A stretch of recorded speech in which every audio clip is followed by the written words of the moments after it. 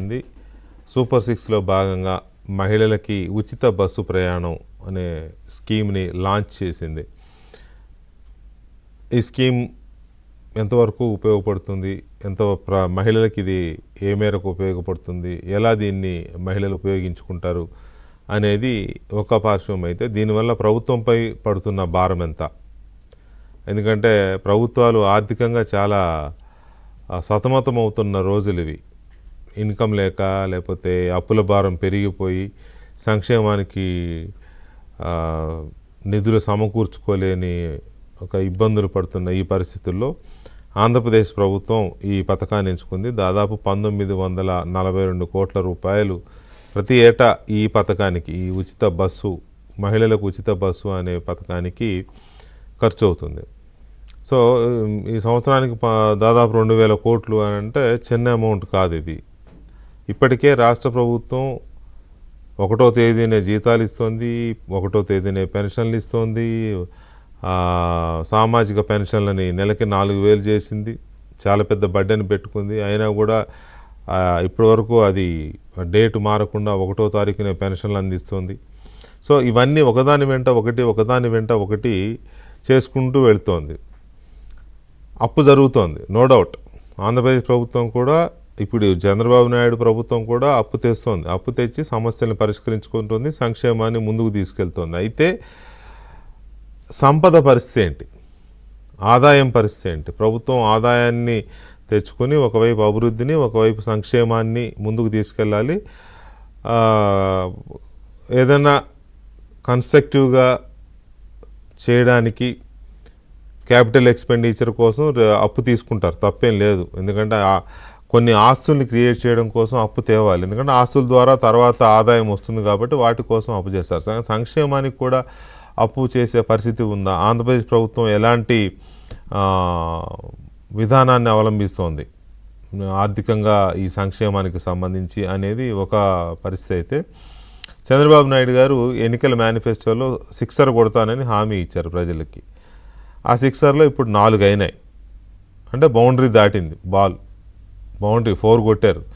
మరి 6 ఎప్పుడు గ్యాలరీస్లో పడేది, ఎప్పుడు బాల్ వెళ్ళి 6 కొడితేనే ఆ హామీ అమలైనట్టు. అలాగని ఏమి చేయలేదా అంటే చెప్పనివి, సూపర్ 6లో లేనివి, ఇందాక నేను చెప్పిన pension 4000 rupees per month pension కానీ ఇలాంటి కొన్ని అదనంగా కూడా చేశారు. కానీ సూపర్ 6లో చెప్పిన వాటిలో తల్లికి వందనం కానీ, లేకపోతే నిన్న మొన్న ఇచ్చిన అన్నదాత సుఖీభావ రైతులకు ఇచ్చే ఆర్థిక సాయం కానీ, తర్వాత గ్యాస్ సిలిండర్ దీపం 2 పథకం కానీ, ఇవాళ ప్రారంభించిన ఉచిత బస్సు ప్రయాణం కానీ.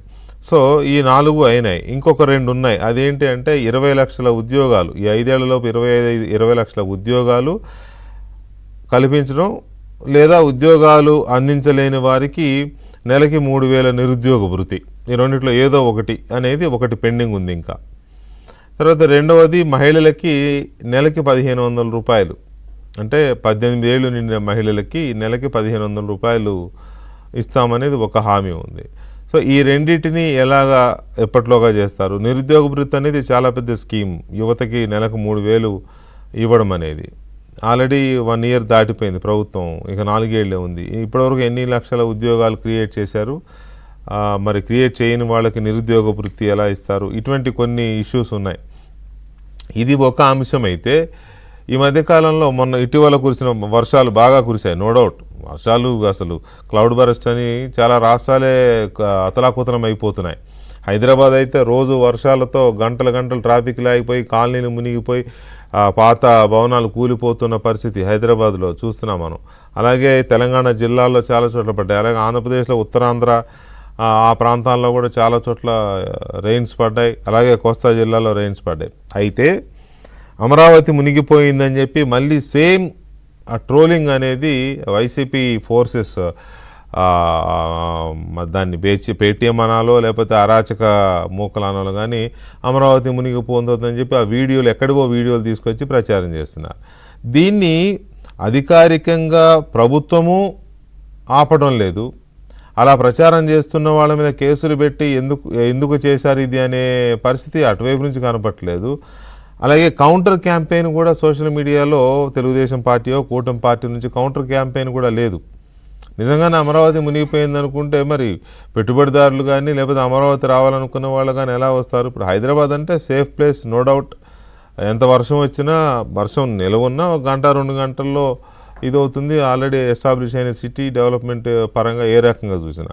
కానీ అమరావతి ఎదగాల్సిన సిటీ, ఎదుగుతున్న సిటీ. ఈ పరిస్థితుల్లో ఇలాంటి కుట్ర ఆల్రెడీ చెప్పారు. మేమిద్దరం దావోస్లో ఉన్నప్పుడే మెయిల్స్ పెట్టించారు. అమరావతి ఎవరు రావద్దు, పెట్టుబడి ఆంధ్రప్రదేశ్కి ఎవరు రావద్దని జగన్మోహన్ రెడ్డి పెట్టించాడు మెయిల్స్ అని మీరే చెప్తున్నారు, చంద్రబాబు నాయుడు గారు, లోకేష్.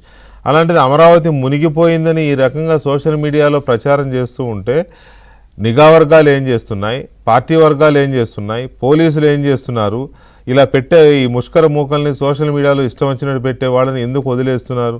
ఆ వదిలేయడం వల్ల నష్టం కదా. ఇప్పుడు హైదరాబాద్లో అది జరిగిపోయింది, లేకపోతే తెలంగాణలో ఇది జరిగిపోయిందని పెట్టేవాళ్ళని ఇక్కడ ప్రభుత్వం ఫస్ట్లో కొంత లీనియన్స్గా వదిలింది, తర్వాత కొంచెం టైటన్ చేసేసరికి కొంత కంట్రోల్ అయింది తెలంగాణ ప్రభుత్వం తీసుకున్న చర్యల వల్ల.